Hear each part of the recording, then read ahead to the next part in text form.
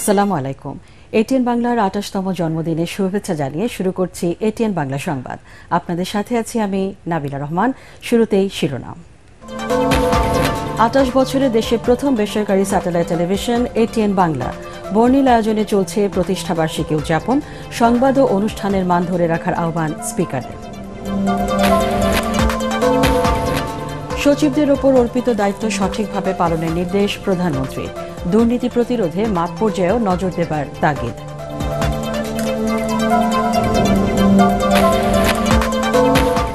দুর্নীতির মামলায় আদালতে নোবেল জয়ী অর্থনীতিবিদ ড মোহাম্মদ ইউনূস। সাক্ষ্য গ্রহণের তারিখ পিছিয়ে ৫ আগস্ট নির্ধারণ।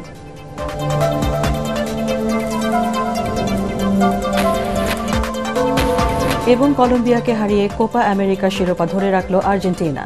টানা ৩টি বড় টুর্নামেন্ট জয়ের বিরল রেকর্ড।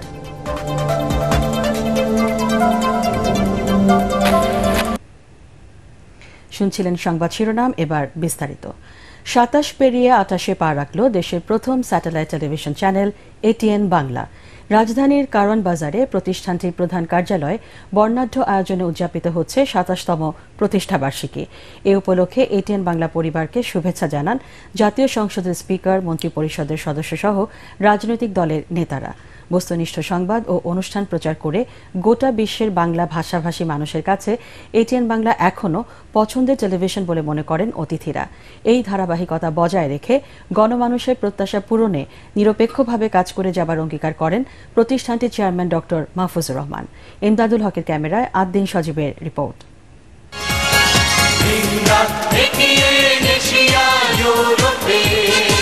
নতুন ভোরের মতোই দীর্ঘ ২৭ বছর আগে এই বাংলায় আলো হয়ে আসে এটিএন বাংলা। অবিরাম বাংলার মুখ কেবল একটি স্লোগানই নয়, বাঙালির ভরসাও। বেলা গড়াতেই আসে সেই মাহেন্দ্রক্ষণ। জন্মদিনের কেক কেটে শুরু হয় বর্ণিল উদযাপন।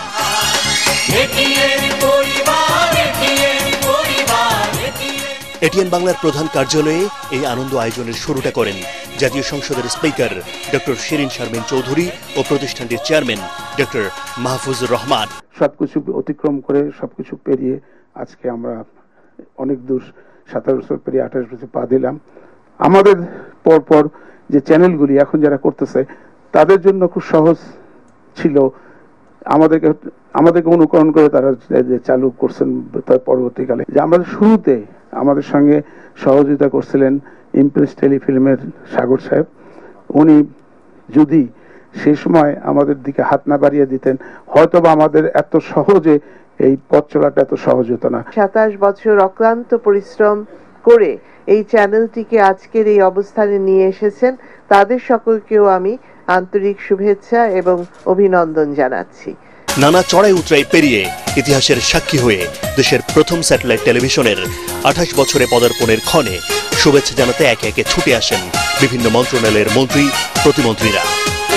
আদ্দিন সজীব, এটিএন বাংলা, ঢাকা। এটিএন বাংলার ২৮ বছরে পদার্পণ উপলক্ষে শুভেচ্ছা বাণী দিয়েছেন রাষ্ট্রপতি মোহাম্মদ শাহাবুদ্দিন ও প্রধানমন্ত্রী শেখ হাসিনা। আলাদা বাণীতে চ্যানেলটির মালিক, পরিচালনা পর্ষদ, সাংবাদিক, কর্মকর্তা কর্মচারী, কলাকুশলী এবং দর্শক শ্রোতাদের অভিনন্দন জানান তারা।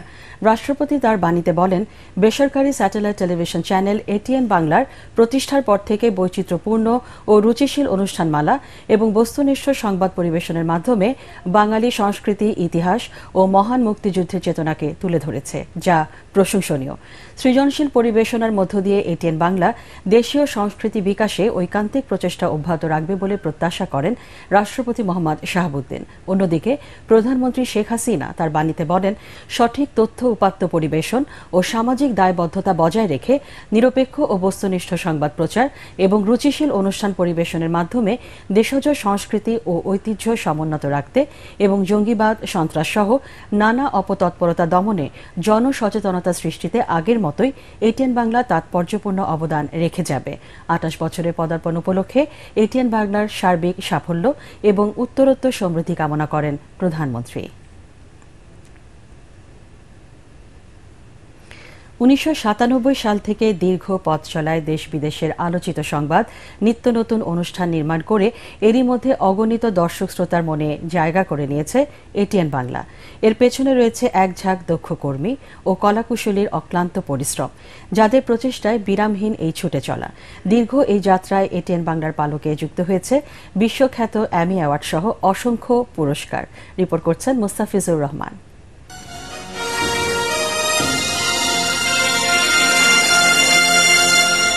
আসসালামু আলাইকুম। এটিএন বাংলা সংবাদে সবাইকে স্বাগত জানাচ্ছি। দেশের প্রথম বেসরকারি স্যাটেলাইট টেলিভিশন চ্যানেল, তাই যেন দায়িত্বটা বরাবরের মতোই বেশি। দর্শকের কথা মাথায় রেখে বস্তুনিষ্ঠ সংবাদ, শিশুতোষ অনুষ্ঠান, টকশো, নাটক সহ এটিএন বাংলার পর্দায় থাকে চোখ ধাঁধানো সব আয়োজন। ঝকঝকে রঙিন পর্দার এত সব সৃজনশীল কাজে যুক্ত থাকেন কয়েকশো দক্ষ কর্মী ও কলাকুশলী। পথ চলার শুরু থেকে বস্তুনিষ্ঠ সংবাদ পরিবেশনে বদ্ধপরিকর এটিএন বাংলা। অস্থির প্রতিযোগিতায় গান আভাসিয়ে বস্তুনিষ্ঠ সংবাদ পরিবেশন করে অগণিত দর্শকদের মনে জায়গা করে নিয়েছে এটিএন বাংলার সংবাদকর্মীরা। তাই তো দিনরাত দেশের আনাচে কানাচে সংবাদকর্মীদের ছুটে চলা। তুলে আনেন সমস্যা, সম্ভাবনা, ইতি কিংবা নেতিবাচক সব খবর। সংগ্রহ করা সে সংবাদ কয়েক ধাপ পেরিয়ে পৌঁছে যায় দর্শকদের কাছে।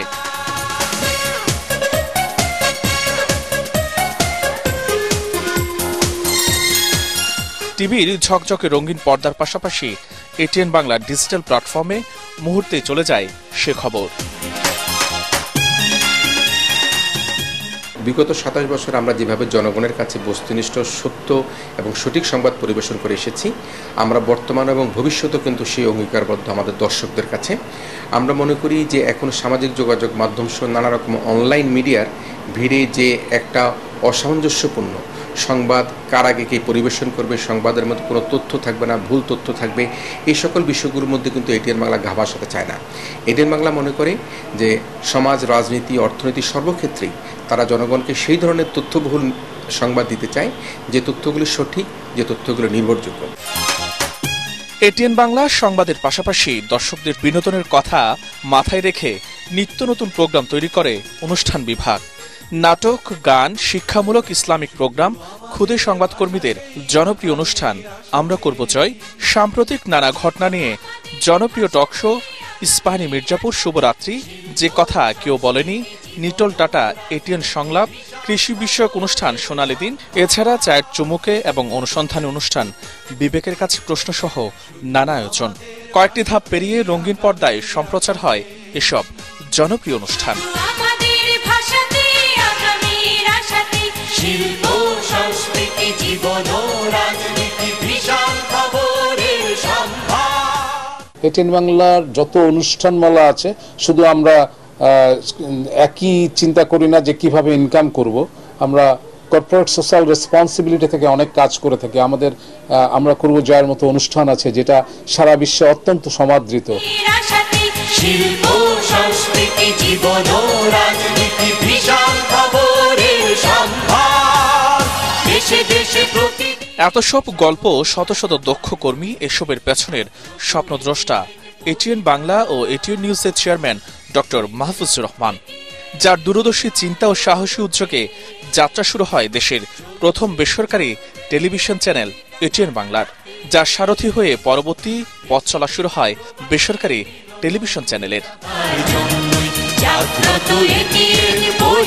ঘাত প্রতিঘাতের ভিতর দিয়ে অনেক চড়াই উতরাই পেরিয়ে আজকে আমাদের এই 28 বছরের পদার্পণ।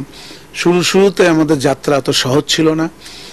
সবচেয়ে বড় সমস্যা যেটা ছিল, তখন স্যাটেলাইট টিভি দিয়ে যে একটা টিভি চলতে পারে এই ধারণা তখন কারোই ভিতরে ছিল না। আমরা ঠেকে ঠেকে শিখছি, কিন্তু এখন যারা আছে তারা অলরেডি রেডিমেড সবকিছু পেয়ে যাচ্ছে, কিন্তু আমাদের শুরুতে আমাদের এটা হয়নি বলে আমাদের অনেক কষ্ট করতে হয়েছে, অনেক বেগ পাইতে হয়েছে। দর্শক মূল্যে আপনাদেরকে আবারও ধন্যবাদ দেব, কারণ আপনারা এই 27 বছর আমাদের এটিএন বাংলাকে যেভাবে পছন্দ করে দেখে আসছেন, এবং আপনাদের জন্যই আজকে এটিএন বাংলা শুরু থেকে এখন পর্যন্ত আমরা প্রায় শীর্ষেই আছি। বাচ্চাদের একটি প্রোগ্রাম ডকুমেন্টারি সিলেকশনের তারা এটাকে ওই প্রোগ্রামের উপরেই আমাদেরকে এমি অ্যাওয়ার্ড দেয়। অস্কারের মতন একটি পুরস্কার এমি অ্যাওয়ার্ড আমরা প্রথম এশিয়ার মধ্যে প্রথম আমরা আনতে সমর্থ হই। আমরা ঠিক 7 বারও নমিনেশন পেলাম। তখন নমিনেশন পাতে এনএসএফ থেকে আমাদেরকে তখন দেওয়া হয়েছিল লাইফ টাইম অ্যাচিভমেন্ট অ্যাওয়ার্ড, যেটা পৃথিবীর মধ্যে এখন পর্যন্ত আমরাই পাইছি।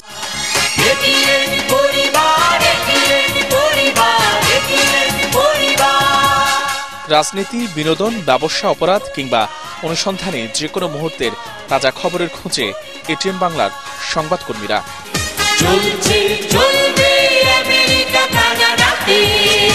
আছে সৃজনশীল বিনোদনমূলক সব ধরনের অনুষ্ঠানও। শুভক্ষণের এই দিনে বলতে হয় শুভ জন্মদিন এটিএন বাংলা। দুযুগের বেশি সময়ের পথ চলায় প্রাপ্তি অপ্রাপ্তি যাই থাকুক না কেন, লক্ষ্য কিন্তু একটাই, দর্শকের আস্থা ও ভালোবাসা। অবিরাম বাংলা, বাংলার মানুষ ও বিশ্বজুড়ে ছড়িয়ে থাকা বাঙালিকে ধারণ করে এগিয়ে যেতে চায় আরও যুগ যুগ ধরে। মুস্তাফিজুর রহমান, এটিএন বাংলা, ঢাকা। সরকারের বদনাম হলেও দুর্নীতিবাজদের বিরুদ্ধে ব্যবস্থা নিতে কর্মকর্তাদের প্রতি আহ্বান জানিয়েছেন প্রধানমন্ত্রী শেখ হাসিনা। যেখানে অনিয়ম দেখা দেবে সেখানেই সচিবদের ব্যবস্থা নিতেও নির্দেশ দেন তিনি। প্রধানমন্ত্রীর কার্যালয়ে বিভিন্ন মন্ত্রণালয় ও বিভাগের বার্ষিক কর্মসম্পাদন চুক্তি সই ও জাতীয় শুদ্ধাচার পুরস্কার প্রদান অনুষ্ঠানে তিনি এসব কথা বলেন। প্রতিটি মন্ত্রণালয়ের ওপর অর্পিত দায়িত্ব সঠিকভাবে সম্পাদন করতেও সচিবদের নির্দেশ দেন প্রধানমন্ত্রী। এ সময় তিনি আরও বলেন, মন্ত্রণালয় ও বিভাগে নিজ নিজ কর্মক্ষেত্রে কর্মকর্তাদের জবাবদিহিতা নিশ্চিত করতে হবে। অনুষ্ঠানে কোটা নিয়ে শিক্ষার্থীদের আন্দোলনের যৌক্তিকতা নিয়ে আবারও প্রশ্ন তোলেন প্রধানমন্ত্রী।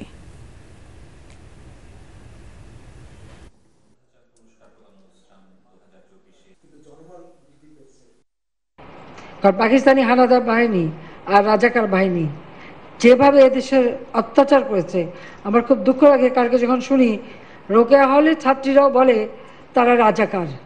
তারা কি জানে 71 সালে 25শে মার্চ কি ঘটেছিল? সেখানে 300 মেয়েকে হত্যা করেছিল, 40 জন মেয়েকে রেপ করেছিল এবং এদের ধরে নিয়ে পাকিস্তানি ক্যাম্পে নিয়ে গিয়েছিল। সেই ক্যাম্পে কি অবস্থায় ছিল?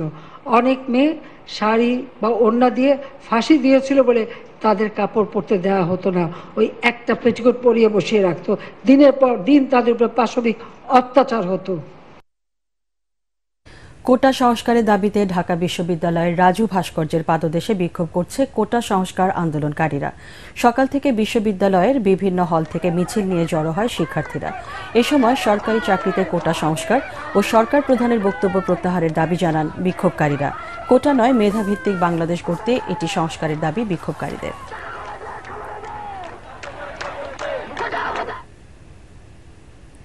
কোটা সংস্কার আন্দোলনের নামে আইন শৃঙ্খলা ভঙ্গ করলে শক্তভাবে মোকাবেলা করা হবে বলে হুঁশিয়ারি দিয়েছেন ডিএমপি কমিশনার হাবিবুর রহমান। সর্বোচ্চ আদালতের রায়ের প্রতি সম্মান জানিয়ে আন্দোলনকারীদের সংযত থাকার আহ্বান জানান তিনি। রাজধানীর হোসাইনি দালানে আশুরা নিরাপত্তা নিয়ে সংবাদ সম্মেলনে ডিএমপি কমিশনার বলেন, তাজিয়া মিছিলকে ঘিরে কোনো ধরনের নিরাপত্তা হুমকি নেই। এরপরও অতীতের কথা মাথায় রেখে সব ধরনের প্রস্তুতি নেওয়া হয়েছে বলে জানান ডিএমপি কমিশনার।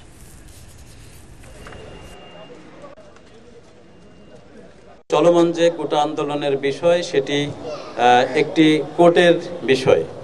সুতরাং মহামান্য আদালত যে আদেশ দেবেন সেই আদেশের প্রতি শ্রদ্ধাশীল থাকা এবং সেটি মেনে নেওয়া প্রতিটি নাগরিকের একান্ত কর্তব্য।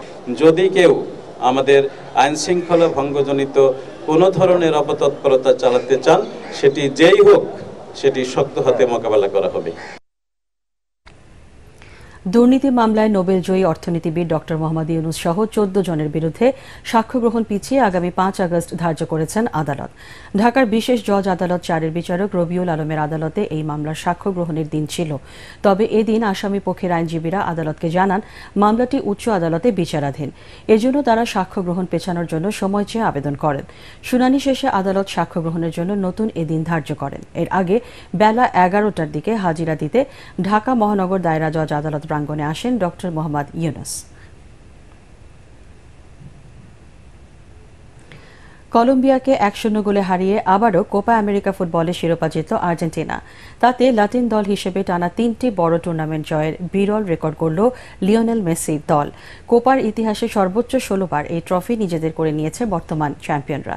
প্রতিযোগিতায় সেরা ফুটবলার হামেস রড্রিগেজ আর সেরা গোলরক্ষক হয়েছেন মার্টিনেজ। এস এম আশরাফের রিপোর্ট। মায়ামির হার্ড রক স্টেডিয়াম বিষাদে ছেয়ে গেল। খেলার তখন 66 মিনিট খুঁড়িয়ে খুঁড়িয়ে মাঠ ছাড়ছেন একজন কিংবদন্তি। তিনি চেয়েছিলেন শরীরের শেষ বিন্দু দিয়ে লড়ে যেতে, কিন্তু মানুষের তো সক্ষমতার শেষ আছে, আর তাই লিওনেল মেসিকে থামতে হলো। বেঞ্চে বসে নিজের আবেগ ধরে রাখতে পারলেন না। সারা বিশ্বে ছড়িয়ে থাকা তার কোটি ভক্তের হৃদয় ভেঙে তখন চৌচির। কিন্তু এ দলের প্রতিটি ফুটবলার মেসির জন্য প্রাণ দিতে প্রস্তুত। এর আগে বহুবার তা বলেছেন সতীর্থরা। আজ মেসির মুখে হাসি ফোটানোর কাজটা করলেন লাউতারো মার্টিনেজ। ম্যাচের বয়স তখন 112 মিনিট। দেশের জার্সিতে শেষ ম্যাচটা রাঙানোর সব চেষ্টাই করেছেন অ্যাঞ্জেল ডি মারিয়া। 58 মিনিটে তার শট ফিরিয়ে দেন কলম্বিয়ার গোলরক্ষক। 75 মিনিটে মায়ামিতে আকাশি সাদা জার্সিধারীরা বাঁধ ভাঙা উল্লাসের সুযোগ পেলেও অফসাইডে বাতিল হয় নিকো গঞ্জালেসের গোল। এরপর খেলা গড়ায় অতিরিক্ত সময়ে, যেখানে টুর্নামেন্টে নিজের 5ম গোল করে দলকে ইতিহাস করা জয় এনে দেন মার্টিনেজ। 2021 কোপা, 2022 বিশ্বকাপের পর আরও একটি শিরোপা ঘরে তোলে 3বারের বিশ্ব চ্যাম্পিয়নরা। Argentina win the Copa America. Dani আলভেজকে পেছনে ফেলে ফুটবল ইতিহাসে সর্বোচ্চ 45টি শিরোপার মালিক এখন লিওনেল মেসি।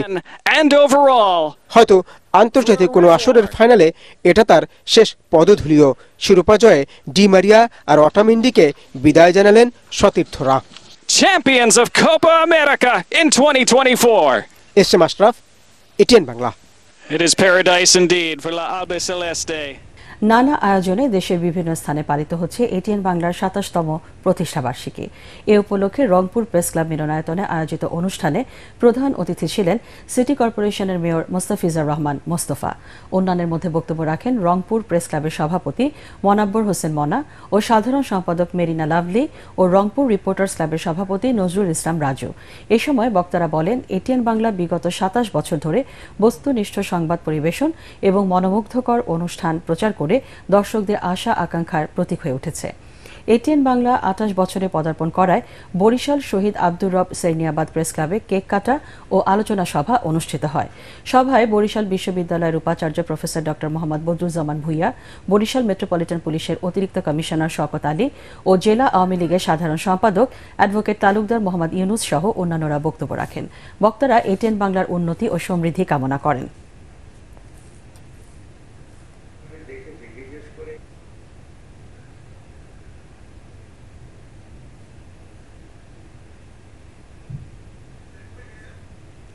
আল আরাফা ইসলামী ব্যাংক অর্থ সংবাদ।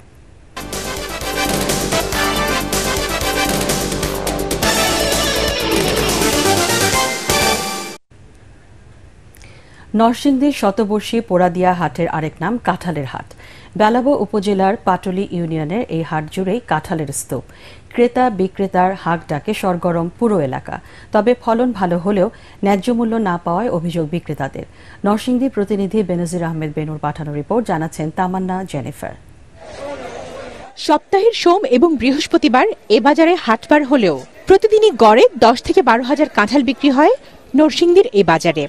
রাজধানী সহ দেশের বিভিন্ন প্রান্ত থেকে কাঁঠাল কেনার জন্য পাইকারি ক্রেতারা যেমন আসেন, তেমনি বিক্রেতারাও জেলার বিভিন্ন স্থান থেকে কাঁঠাল তোলেন শতবর্ষী এই পোড়াদিয়া হাটে। স্থানীয়রা জানায়, বেলাবো উপজেলার বিন্নাবাইদ এবং পাটুলি ইউনিয়ন সহ পার্শ্ববর্তী শিবপুর উপজেলার পাহাড়ি লালমাটির সকল এলাকায় প্রচুর কাঁঠাল উৎপাদন হয়। এবছর চাহিদা কম থাকায় ন্যায্য মূল্য না পাওয়ার অভিযোগ কৃষকদের। 15টা কাঁঠাল মাত্র 500 টাকা বেচছি, 500 টাকা 300 টাকা ভাড়া ওই, এরপরে গাছতে বাড়তে আরো লাগে 300। এই বছর কাঁঠালের মাছ দিতেছে, এই যে একবারে ভাইকে গেছে বৃষ্টি ভাড়া দেওয়ার পরে বাকি যে টাকা নিয়ে যাবে এই টাকা আসলে আমাদের কিছুই হয় না। রাস্তাঘাটে পুলিশ ট্যাক্স, এই ট্যাক্স সেই ট্যাক্স সবকিছু দিতে দিতে গিয়ে দেখা যায় মাল কিনছি 10 টাকা দিয়ে, মালের দাম হয়ে যায় 40 টাকা। কৃষি বিভাগের মতে ভিটামিন সমৃদ্ধ মৌসুমী এই ফল লক্ষ্যমাত্রার চেয়ে বেশি উৎপাদন হলেও স্থায়িত্ব কম থাকায় ন্যায্য মূল্য থেকে বঞ্চিত হচ্ছেন কৃষকরা। আমরা আশা করতেছি যে ওদের ভবিষ্যতে আমাদের নরসিংদীতে কাঁঠালের যে কোনো একটা সংরক্ষণগার অথবা প্রসেসিং সেন্টার কিছু একটা হবে বলে আমরা আশা করছি এবং সেই বিষয়েও আমরা আমাদের কর্তৃপক্ষের সাথে যোগাযোগ করতেছি। বাগান মালিকদের আশা, চলতি মৌসুমে নরসিংদী জেলায় প্রায় ১,৫০০ হেক্টর জমিতে উৎপাদন হবে কাঁঠাল। Bureau report, ATN Bangla. এবার পার্টেক্স খেলার খবর।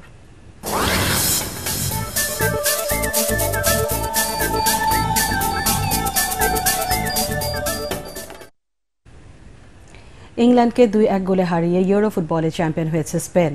জার্মানির বার্লিনে প্রথমার্ধে দুদল তেমন কোনো সুযোগই তৈরি করতে পারেনি।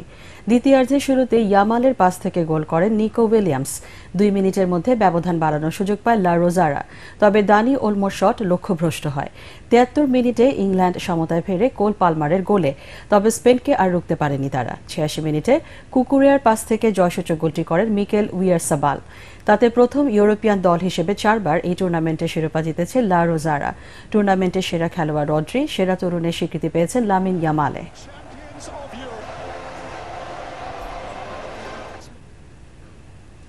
শেষ করার আগে সংবাদ শিরোনাম জানিয়ে দিচ্ছি আরেকবার। ২৮ বছরে দেশের প্রথম বেসরকারি স্যাটেলাইট টেলিভিশন এটিএন বাংলা। বর্ণিল আয়োজনে চলছে প্রতিষ্ঠাবার্ষিকী উদযাপন। সংবাদ ও অনুষ্ঠানের মান ধরে রাখার আহ্বান স্পিকারের। সচিবদের ওপর অর্পিত দায়িত্ব সঠিকভাবে পালনের নির্দেশ প্রধানমন্ত্রী। দুর্নীতি প্রতিরোধে মাঠ পর্যায়েও নজর দেবার তাগিদ।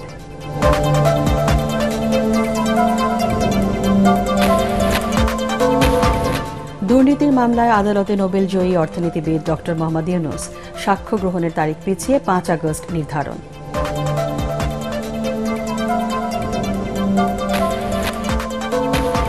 এবং কলম্বিয়াকে হারিয়ে কোপা আমেরিকা শিরোপা ধরে রাখল আর্জেন্টিনা। টানা ৩টি বড় টুর্নামেন্ট জয়ের বিরল রেকর্ড।